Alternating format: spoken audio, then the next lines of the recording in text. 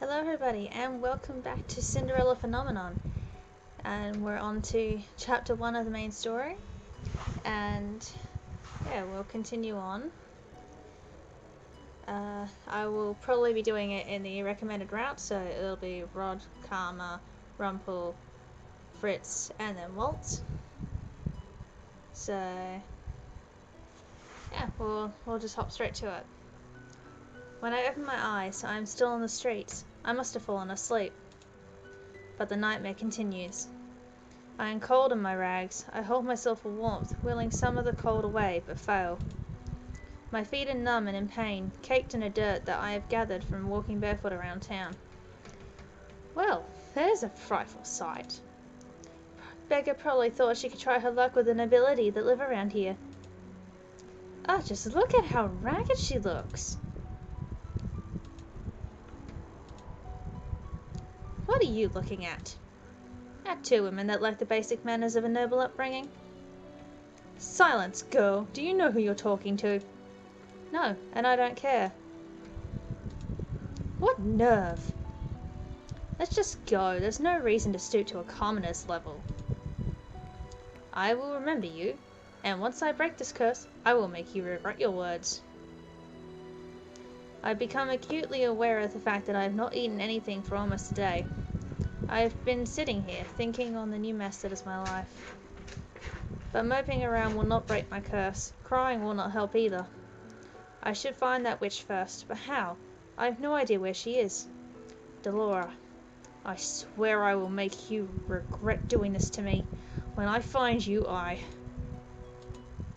will find food first.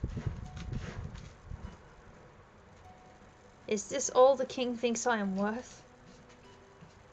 Leave, girl. A dirty peasant like you has no place in this restaurant. But why? I can pay. Find another place. You're scaring away my customers. Am I not a customer? Shoo, there is nothing for you here.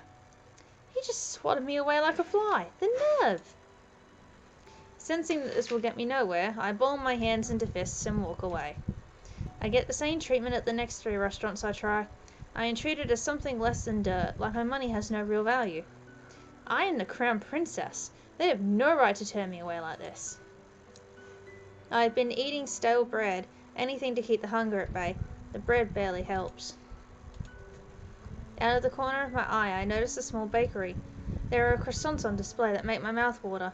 Slowly, I begin to make my way over there. Ow! My feet ache with every step. They look and feel even worse than before. If only I had enough coins for a pair of shoes. But food is more important. If the rags that I am wearing and the pouch of money are all that I have, then I need to prioritize. And I will die before I beg. 2 croissants. You'll need to pay, girl. There are no free handouts here. I take a coin from my pouch and hand it to her. This should be more than enough. The shop owner stares at the coin before reluctantly taking it. She hands me 2 croissants in a paper bag. I will not ask where you got those coins. Are you implying that I stole them? How else would a beggar like you get that amount of coin? Now be off with you, child. I won't have you scaring away any other customers. Without another word, I turn and start to walk away from the woman. So this is the goodness of the people of Angier. I take a bite out of one of the croissants, cringing a little at the dryness. Hey, girl. What now? We saw you at that shop. Want to share how you got your coins there? Excuse me. Look at her, brushing us off like she's royalty or something. Let me go. You ain't no better than us. Now be a good girl and hand over that pouch. The man on the left grabs at my pouch and attempts to yank it away from me. I will not let these brutes take anything away from me. I elbow the man in the stomach, then aim a kick at the other man's shin. I have an opening, and I take it. What? I pull myself free and begin to run as fast as I can. Hey! Where do I go? I am not familiar with the streets at all. It's highly likely that I'm just going to hit a dead end. Where should I go? Let's go right. Hey, this way! You're... No time to talk, princess. How do you know who I am? There's another one. Stop running, you two. Come on! The boy grabs my wrist and pulls me after him. He takes off with a sudden burst of speed, and then I am running even faster than I just was. I'm not entirely convinced following him is a good idea, but at least the boy seems to have a better sense of direction than me. Oh! Our running causes rocks on the pathway to come loose, and before I notice them in my path, I step down hard on them. A sharp pain shoots up into my foot, and I collapse to the ground. It hurts. Princess! I try to stand, but the pain in my feet is unbearable. I fall back down into the dirt with a gasp. I can't. We've got you now. Just hand over your coins, and neither of you will get hurt. I won't let you touch her. Huh, says a little boy. Well, well, well. What is this ghastly sight before me? 2 adults threatening a child and a lady? How very ungentlemanly. What are the likes of you even doing in this neighborhood? You asking to get fleeced? Asking? Perhaps I am in the mood for a scuffle. The nobleman brandishes his sword, his expression confident, maybe even cocky. Show me what you got, sirs. And please, don't bore me. Who are these people? I ain't dealing with this for the money. He's got a sword. What? Come back here, you coward. The 2 of us can take him. I think your friend has the right idea. I'm not the type to show mercy. Sorry if you can hear that in the background. My cats are going bonkers on the blinds. This is way too much for a little gold. You're late. Sorry, kid. You know how hard it is for me to be invisible around here? Wait, what did you just call me? Addie, small one. These 2 know each other?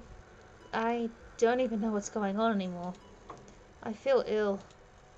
My head is pounding and my feet feel simultaneously like they are frozen and on fire. My stomach grumbles, the hunger coming back with vengeance. My body feels light. Hey, Princess! Princess! Calm down. Parfait will be able to help her. But for now, we need to move, before anyone sees us. Yeah. Don't worry, you're safe now. Everything is fading. A dream? What is that in your hands, Key? It was hurt. I just wanted to help it, but it died. It's all my fault. It is not your fault, my love. It died because it was weak. But this is the world, Key. Only the strong survive. The weak get cast aside to die. You are not weak. You are strong, my crown princess, and you do not cry. Now wipe your tears. I don't want to see you cry again. Do you understand? Yes. Now get rid of that thing and wash your hands. Did you not hear me, child? Yes, Mother.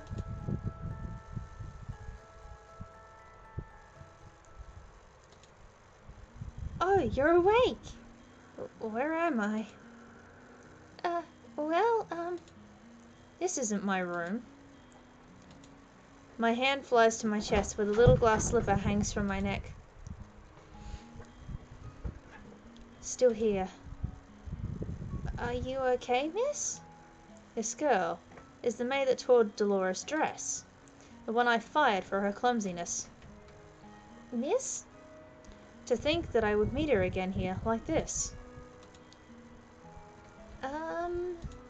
Leave me alone. Right, of course. Here's some salve I made for you. It'll help with the pain. Now what? Haven't thought at all, have you, my princess? You. Suddenly, there she is. Dolores stands before me with a snide smile, looking happy with herself. She is the cause of everything I have been through. All the pain, heartache, and hunger. It is her fault. I try to stand, thinking to give the witch a piece of my mind, but as soon as my feet touch the floor, pain shoots up my legs. I end up falling back to the bed. Ow! You should be more grateful to the girl you just scared away. She's been taking care of you for the past 2 days. 2 days? I've been passed out for 2 days? I'm suddenly vibrating with anger. Remove the curse. Now. Did you think you could just command me to remove the curse in your best princess voice? What do you want? Gold? What I want is worth more than all the gold you could summon in Angio, princess. Besides, haven't you read your fairy tales? The caster can't take a curse back. You need to focus on breaking the curse yourself if you want your life back. Mother burned the books before I could read more than one or two of them. I do not think either involved curses, just genies and trading away your voice for legs. Ah, it's good that you're awake, princess. Parfait, should you really be up and about? Don't fuss, I'm feeling much better. Are you a witch as well? Oh no, my name is Parfait and I'm a fairy. A witch and a fairy in one room, being friendly with each other. Impossible. Oh, look at her face! You weren't expecting that at all, were you, princess? What is going on? I'm sure you have many questions, princess. How do you know I am the princess? Don't be silly. She's a fairy. Of course she knows. I promise we'll do our best to answer your questions. I don't even know where to start. What would you like to know? Okay, because I've played all the routes before, that's why this is here. But for the sake of those new, I will do all the questions. Seriously? You're really going to ask that? I wouldn't have asked if I knew the answer.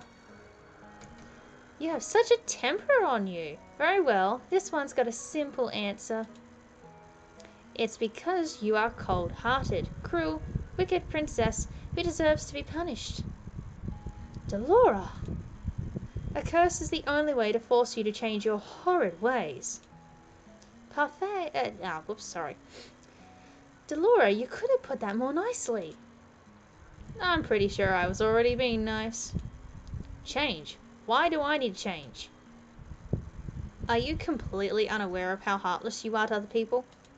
The coldness you show to your stepfamily and your father? The way you treat Princess Emmeline. Why would they need to be treated any differently? You need to prove that you have some goodness in you, princess. Some smidge of kindness. Why? People only show you kindness when they want something from you. The instant they get what they want, they'll just throw you away. What else would you like to know? The necklace you've got is one of Cinderella's glass slippers. To break the curse, you must get the second slipper. Complete the pair. And how do I do that? By doing 3 good deeds. What? It's a very easy thing to do. At least, for someone who knows how to be good. 3 good deeds? What does that even mean? I wouldn't even know where to start. Take heart, princess. Goodness is innate in everyone. Are you sure that's the case with this one? Delora, you're not helping. I'm a witch, and I think I have more goodness in my big toe than she has in her entire body. Now you're just being mean. For every good deed you accomplish, you will get a piece of the glass slipper.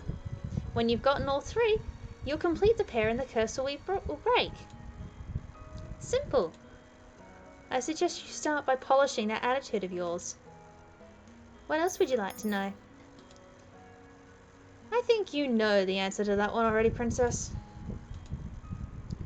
What else would you like to know? To answer that, we'll have to give you a bit of a history lesson. Oh, I've got this.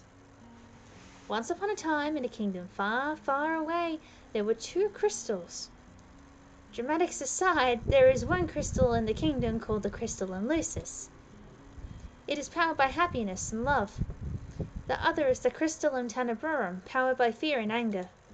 The strongest of the witches is the Tenebrarum bearer. The strongest of the fairies is the Lucis bearer. Parfait is the Lucis bearer. I take in Parfait's frail and sickly appearance. She is the strongest fairy. The Great War greatly damaged me. My powers are a fraction of what they used to be. And with no child, I have no successor to my burden. What does the bearer do? The bearer regulates the energy of the crystals and keeps the balance between darkness and light. For centuries, the fairies and witches lived in harmony with the humans of the kingdom. Until a certain human decided to be a pest. Who was he? I knew him as Hans Gabriel Grimm. He wrote the fairy tales. And he started the feud between the witches and the fairies in the process. How could a single person have so much power? It was the evil... let me try again. It was the power of his words. In Grimm's stories, the witches were always evil. The humans naturally grew to fear and hate them. They began to hunt them. Didn't the witches fight back? We aren't allowed to use our powers to cause harm. But that all changed when the Tanaburum bearer decided revenge was more important than our promise. The witches took over the kingdom. They created the fairy tale curse to spread even more sadness and anger, to fill the human heart with negative emotions. All to fuel the power of the Tanaburum. The delicate balance of harmony between the crystals was broken. The witches and the Tanaburum grew far stronger than they were ever meant to be. We had no choice but to fight. And then the Great War happened. The Tanaburum bearer was eventually defeated. The Great War was ended with the help of an unexpected ally, but many lives were lost. The good witches suffered horribly. We still had to stay hidden in hopes of having any kind of peace. Are you trying to make me believe that there are really good witches? The Tanaburum can poison a heart and mind into darkness and cruelty. The witches put themselves at risk in working with the Tanaburum in maintaining harmony. Some, inevitably, are corrupted. Many good witches were corrupted during the war. Most remain that way. Many do not believe it, but the witches can be just as kind as fairies. And yet it wasn't a fairy that cursed me. I've done good by cursing you, princess. You'll thank me when you're broken it. Delora was not corrupted by the Tanaburum. She is as good as they come. Hopefully you'll come to see that for yourself. I doubt it.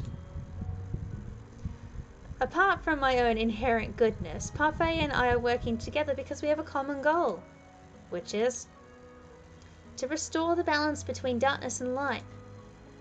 3 good deeds and I get my life back. Easier said than done. You said Cinderella, didn't you? Didn't she just go to a ball and find a prince? What does doing good have to do with that?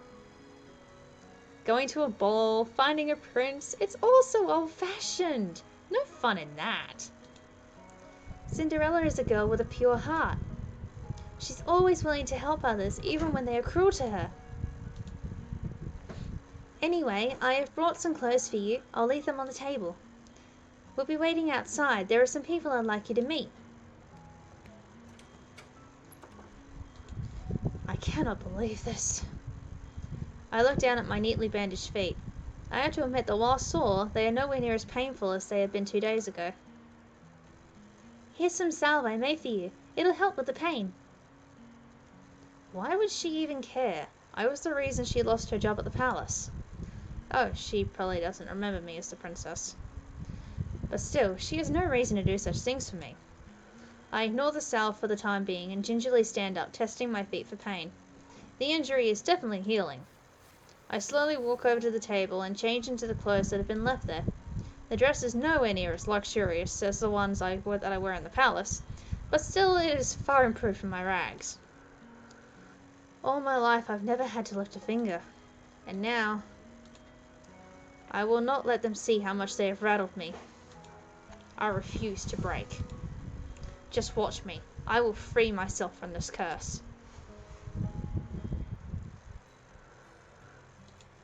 What is this place? There are several people in the room chatting amiably with each other. I noticed the girl that had left me the salve by the counter, serving drinks, but as soon as the people in the room notice me, the room falls into immediate silence. Well, look at what we have here, the Ice Princess herself. Huh? They know who I am? I didn't think it was true. Cursed for her cold-heartedness. As to be expected. You remember who I am, and yet you still treat me like this. Well, you aren't really a princess anymore, are you? You're one of us now, girl. Everyone, please! You shouldn't be treating a newcomer like this. Princess, let me apologize. They mean no offense. I cannot believe that. Not when the people Parfait is referring to simply smirk and shrug as I meet their gaze. What is this place? Welcome to the Marching Tavern, a home for those with the fairy tale curse. You make it sound like some kind of holiday house. Don't ruin my moment, Delora. Marching Tavern? The Marching was built 3 years ago when the number of cursed in Angel began to continue to rise. The goal is to gather those affected so that they might help each other break their curse. Of course, I am also here to provide help as necessary. Only the cursed and those allied with our cause can stay here. The evil and the wicked can never find this place. Most of the people here are cursed. How come these people remember who I am? The cursed are not affected by the conditions of someone else's curse. Your condition is simple. Everyone has forgotten you are the crown princess. But because these people here are cursed, they still remember your title. It goes without saying that the fairies and witches are also not affected. Come, princess, let me introduce you to the few boarders we have at the Marching. Parfait beckons the serving girl over. This is Anise. She helps out in the tavern, in the Marching, and does most of the cooking. I'm sure you understand why she's working here now. I believe she deserves an apology. Miss Delora, what are you talking about? Don't you worry your sweet little head over it. You don't remember what this ice princess did to you? Huh? I have nothing to apologize for. Clumsiness does not befit a palace maid. I only did what was necessary. Well, it's nice to meet you, Princess. I'm Anise Willow. I hope we get along.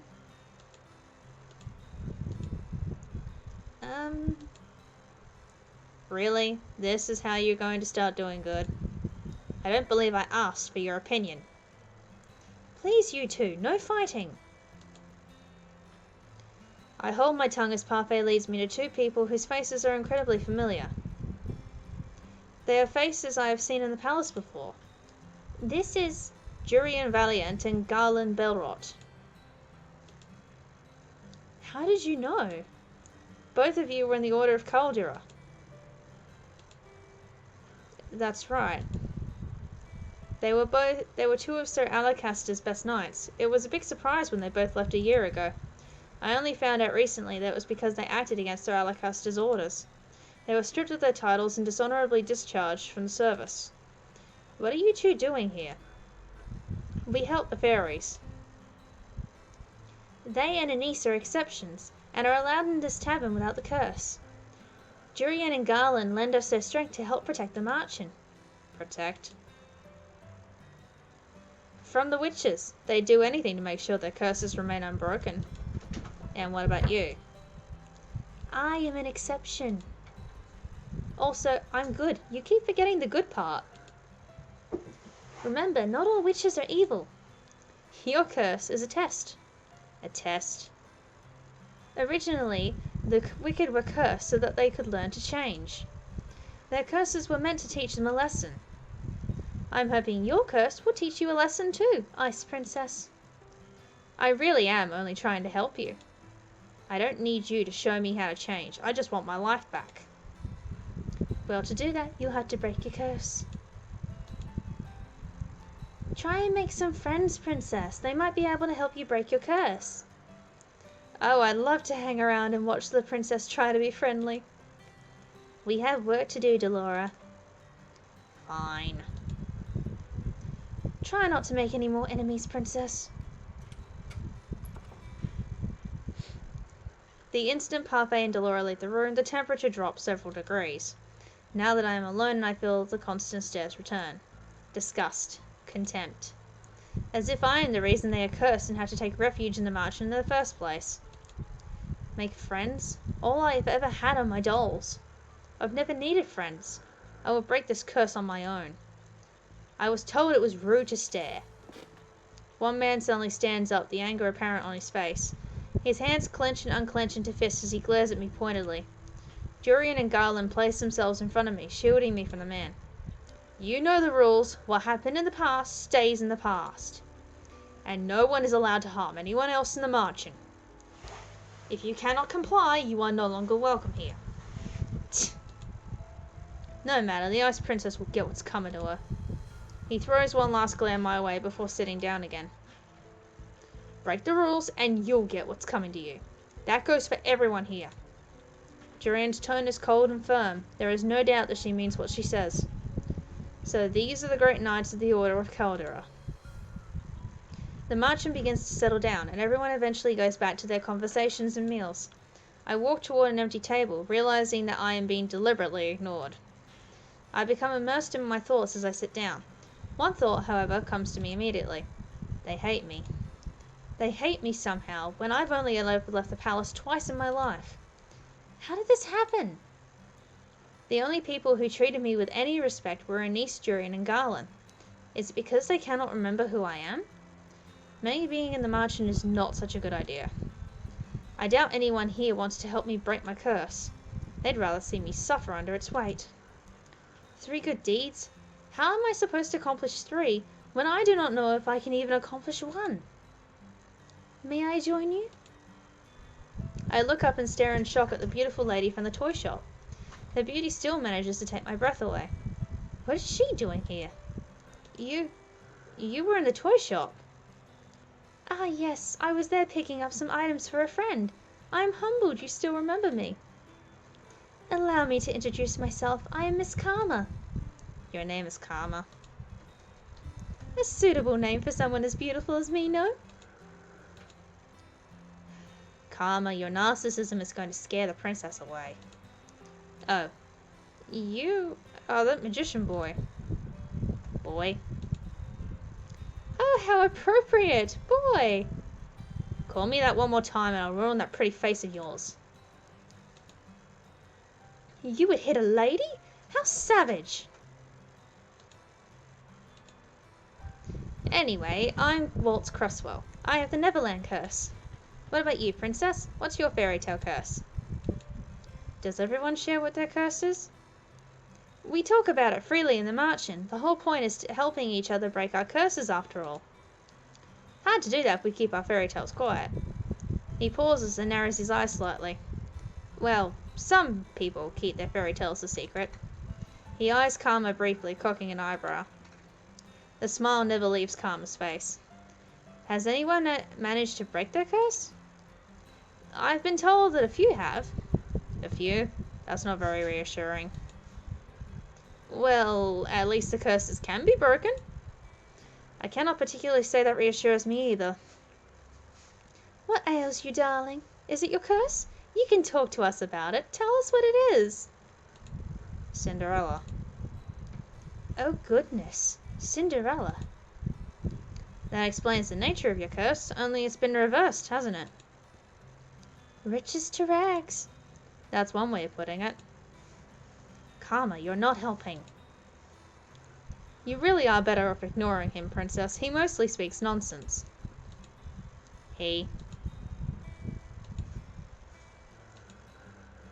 Princess? Parfait's voice takes me by surprise. I hadn't even noticed her entering the room again. May I speak with you? I'd like you to meet someone, though I'm sure you already know him quite well. Rod? So you really are cursed.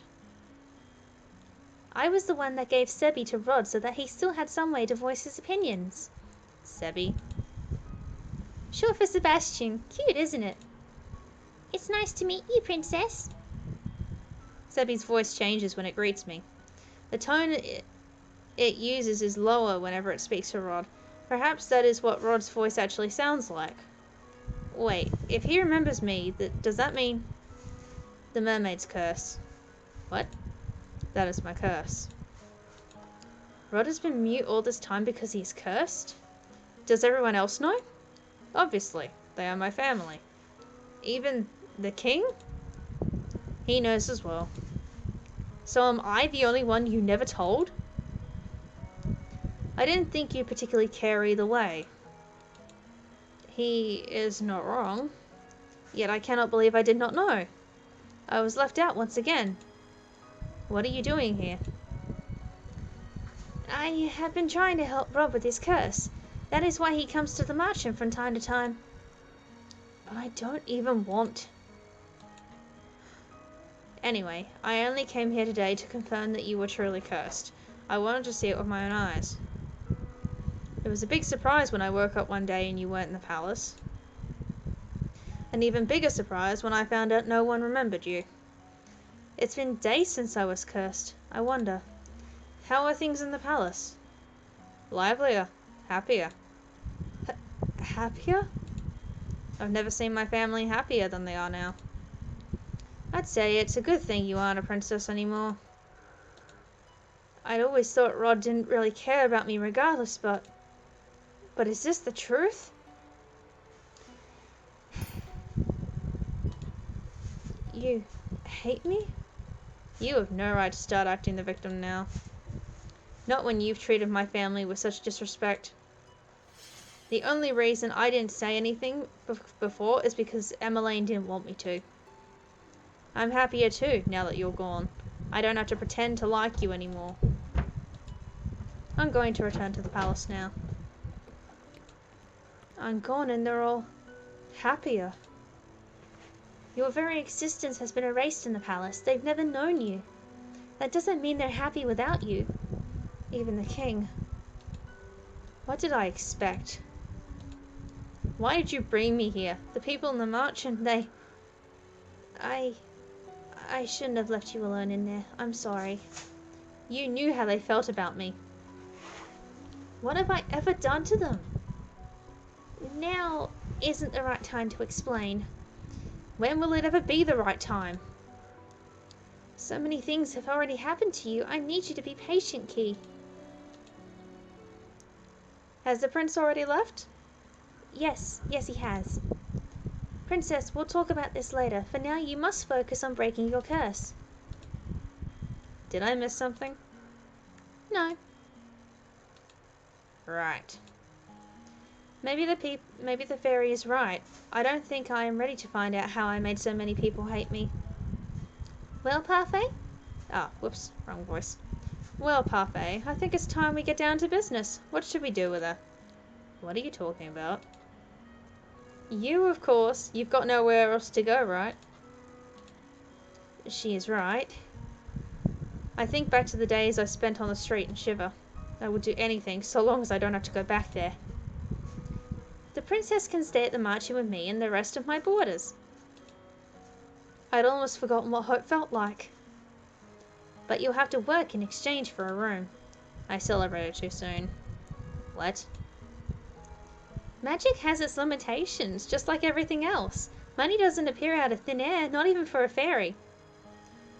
The mansion doesn't attract many customers since only the cursed and a few others can enter. I sell my potions here and there, but I have several hungry mouths to feed and my funds are tight. I thought fairies lived in luxury. Parfait, are you broke? Ouch, even the Ice Princess can tell. And yet you still take people in? That's always been how Parfait operates. She's good-natured to a fault. I've been told suffocating beneath my debt will be what kills me. Why don't you just leave? I assume you make enough to take care of yourself. Leave someone who's in need of help? I can never. And that, princess, is how goodness works. How goodness works? It's not as if I accept freeloaders. All my boarders help me and run the mansion and do errands. The princess has never worked a day in her life. I doubt she'll be useful. If karma can be useful, anyone can. I have yet to see karma be anything but useless. Princess, you're more than welcome to stay if you're willing to help out. It's the least you could do in exchange for a roof over your head and 3 meals a day. Oh, and shoes. Do I even have a choice? I toss and turn in bed, unable to fall asleep. The mattress is hard and the sheets are itchy. Nothing at all like the bed I had in the palace. What I would give for my old bed again, for the comforts of home. I miss my dolls. Lady Parfait! Lady Parfait! I sit up immediately. What is going on? I leave my room to investigate. Some of the other marching boarders, Waltz, Jurian, and Garland, are sitting on the settee, looking anxious. What's happening? Sorry, did we wake you? No, but the noises Garland was making would have woken the dead. Jurian and I found an injured man while we were doing our rounds. We brought him here. An injured man? Wait, what were you doing outside? It's almost 1 in the morning. Nothing you need to worry about. Lady Parfait and Anise are attending to the man now. These people will just help anyone they find on the streets? What if this man is dangerous? Do you think the witches got to him? It's possible. We'll have to find out when he wakes up. The next day, Parfait reveals that the man only suffered minor head injuries. She says that she expects him to wake soon. I look at the tray of food in my hands. Anise has asked me to bring it up to the stranger's room while she finishes the rest of her cooking. I would never have been asked to do this in the palace. Goodness, what's that portrait done to you to deserve that look? I must say that it's odd to see the princess doing something nice for someone. What do you want? I have something to ask the man that was brought in last night. Seeing as you were being good enough to deliver breakfast, I thought I'd just tag along with you. If you're going, just bring this tray up yourself. You are not in any position to delegate your duties to me, Miss Key. Come on, our guest must be famished. Seeing no way out, I followed Delora to the spare room the man had been put in. Come in.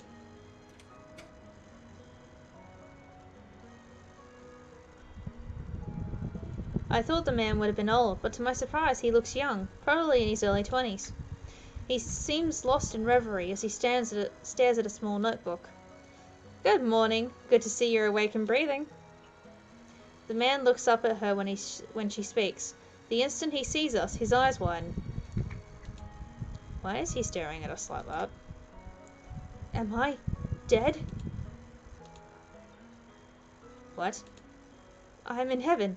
Or maybe you two are angels that have fallen out of it. I see.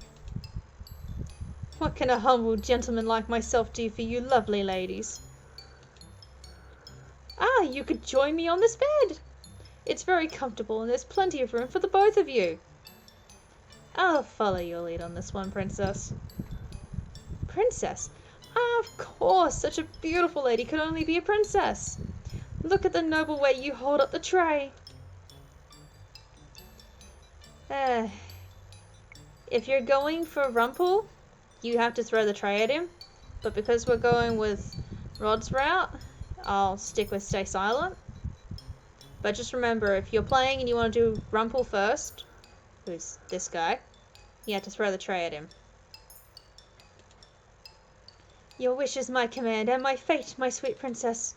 If you want, you can have him. I'll pass, thanks. Oh, he's awake.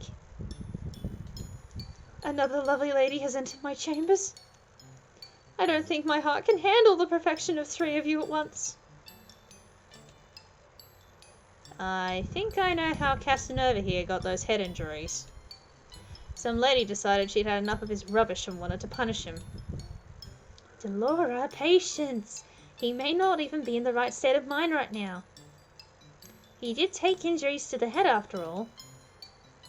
The man finally stops to look at me. He narrows his eyes and stares so hard I almost want to slap him. What? You're familiar. But no, it's not possible. Aren't you the crown princess? What are you doing here? If he knows, then he's... Well, he's definitely not a witch or a fairy, which can only mean one thing if he recognizes the Ice Princess. What is your name, good sir? I would answer any questions you ask of me, madam, but... The man looks down at the notebook in his hand. I don't remember. Amnesia? I know everything about Angeal, and yet I don't know the first thing about myself. Except that I have the Rumpelstiltskin curse. Rumpelstiltskin? Is that a fairy tale? I knew it. He's got the fairy tale curse. Fairy tale curse? Do you remember how to break it? From what I remember, I need to somehow collect 3 memories and get them to appear in this journal as entries. He shows us the notebook he's been holding onto since we entered the room. My first memory is of waking up and holding this. I thought there would be information in here, but it's empty. Another victim of the curse. You must be tired. Key will leave your breakfast here and we'll give you some time to yourself. We'll be outside if you need anything else. Rumpelstiltskin. What is that fairy tale about?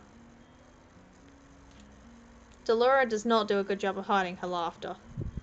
She snorts and I cross my arms, embarrassed. Mother burned the fairy tales in the palace before I got the chance to read all of them.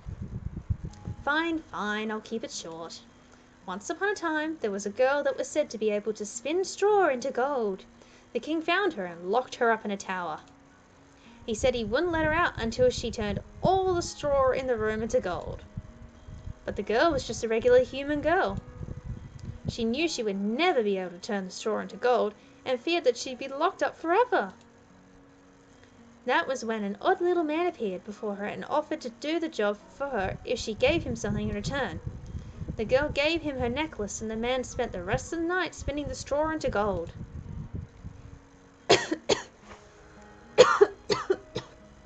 Sorry, my voice is a little sore. However, the girl wasn't released. The second night she was given more straw to spin, and the little man appeared once more. This time she gave him her ring. On the third night the king ordered her to spin the straw one last time, and if she did, she would be released and made his queen. However, that night the girl had nothing left to give the little man, so they made an agreement. He would spin the straw into gold for her as long as she gave him her first child. I never personally understood why the girl would want to marry the king in the first place. Hush, I'm trying to tell a story here. Years passed and the queen finally gave birth to her first child. That night, the odd little man returned and demanded his due, but the queen didn't want to give up her child. The man then said that he wouldn't take the child if the queen was able to guess his name in 3 days. The man's name was Rumpelstiltskin. Did she guess it? Oh yeah, the night before her time was officially up, the queen was drawn to the forest by the sound of a little voice. She saw the little man celebrating his upcoming victory, singing about how nobody had or ever would guess his real name, which was Rumpelstiltskin. He does not sound particularly smart. So agrees the general populace. Sometimes I wonder how Hans was able to come up with such tall tales. Well, the mansion is opening soon. I expect another busy day. Especially busy for Yuki. You need to start coming up with good deeds.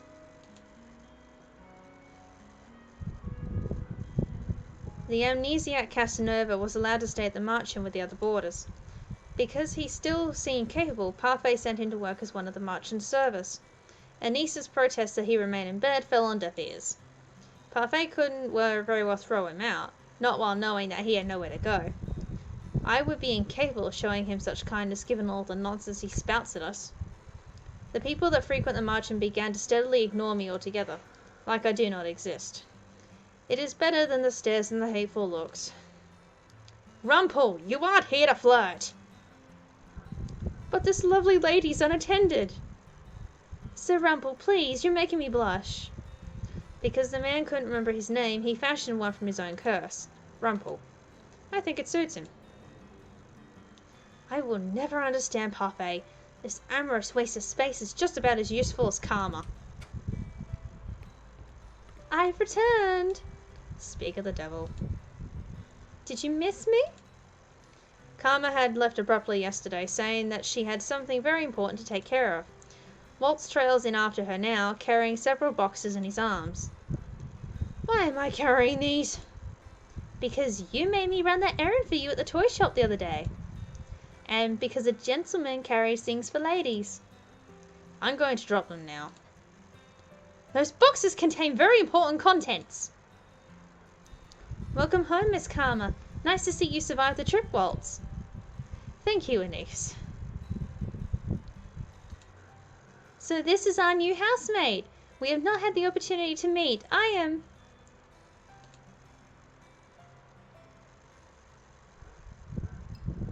We are all surprised when Rumpel suddenly reaches out to grab Karma's hand. My life before this moment has been a depressing monochrome. But now that you have entered my bleak existence, I see everything in beautiful, blazing colour. And nothing shines more brightly, more vividly than you.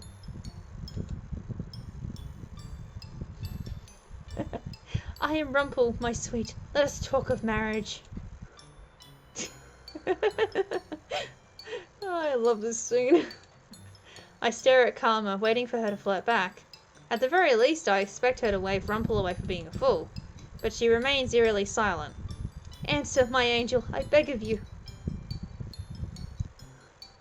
Keep. Say the word, and it is done. Your filthy hands off me! Ow! Not again. I would never be interested in the likes of you. Go on, lad, give him a good beating, like the one you gave to me. My queen, there is no need for violence. What did you call me? Please calm down. Rumpel is still recovering. What is going on? Karma is a man. He doesn't take kindly to being flirted with. Or proposed to. She is a man? But your voice, your face, your breasts. Ow! That's what you're focusing on, pervert. I worship all aspects of the female form, and my particular favourite has always been... Ow! Do yourself a favour and shut up. I never would have known, but why would he do this? Don't look at me like that. I have my reasons. Is it because of your curse? Yes. I am undone. My heart is in pieces. You knew him for 10 minutes. For those who can hear the music of their heart, like I, it takes only a look to fall madly, irrevocably in love. I must leave. My heart will need time to heal. The merchant attracts all sorts, doesn't it? That one is entirely Parfait's fault. Alright, nothing to see here, back to work. I am still in shock from what I learned earlier. Karma, a man. It is not fair that he is so beautiful as a woman. If the female population of Angiel knew the truth, Karma would be hunted down for making the rest of us pale in comparison. Anise, being good, I suppose, prepared a special lunch to welcome the newest marching boarders. We have all been invited to the private dining hall. Excuse me, is Lady Parfait here? Prince Rod, perfect timing. Please join us for lunch. I only came to talk to you, Lady Parfait. But I'm hungry, and I've no wish to make you wait while I eat. Come, join us. Please, Your Highness, I've made too much as usual. You must help us finish. Very well. A cursed princess and a cursed prince. What an eccentric collection of friends you have, Lady Parfait. I wouldn't say they were eccentric, necessarily. You're the most eccentric one here, Rumpel. Really, now? I silently sit in my chair. I am uncomfortable around so many people. Even when Mother was alive, I had all my meals alone, since my parents were always too busy to sit down for meals with me. The meals with Ophelia and her children were also always awkward and silent. Somehow the atmosphere here is lively and friendly, even though I barely know anyone here. Is something wrong? Excuse me. You've barely touched your food. Don't you like it? Dolores said this was one of your favorites. I'm just not used to eating with company, that's all. They say that sharing a meal brings the family closer together. Garland! I apologize. Closer together, huh? So, have you made any progress on how to do those good deeds, Princess? There is no way I'm admitting that I do not even know how to complete one. Oh, I forgot. You're not so good on the doing good front. You are not very helpful. Why don't you ask someone to teach you how to do good? What? Well, that's not something you hear every day. As in, take some kind of lessons? If you're having so much trouble on your own, you should ask someone to give you some advice or teach you. It's as simple as that. What is this I hear? The princess needs advice? Well then, she is in luck. I happen to give the most excellent advice, and believe me when I say I can teach almost anything. The princess is indeed lucky, as I am available for teaching duties. No doubt I'd be the better choice, as I don't go around deceiving the world. Excuse me?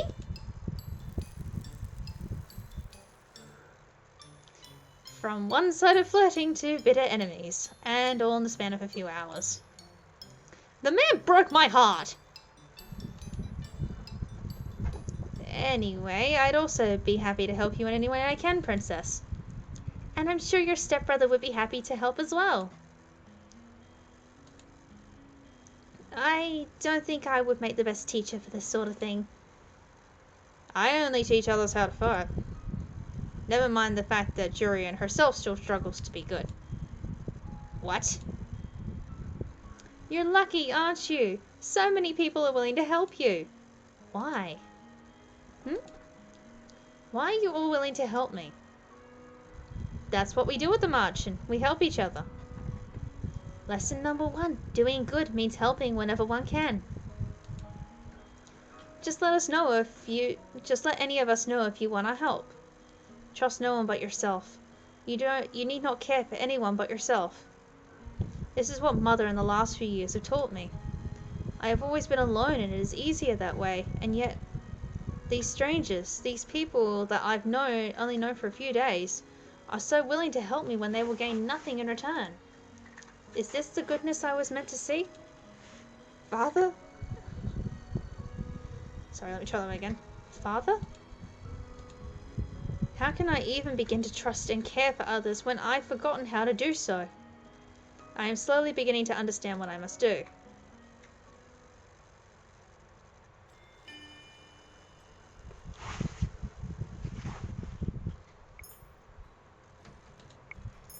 Alrighty.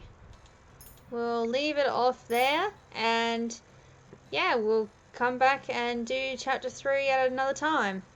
I hope you've all enjoyed what has been done so far, and I look forward to seeing you all in the next video. Bye for now.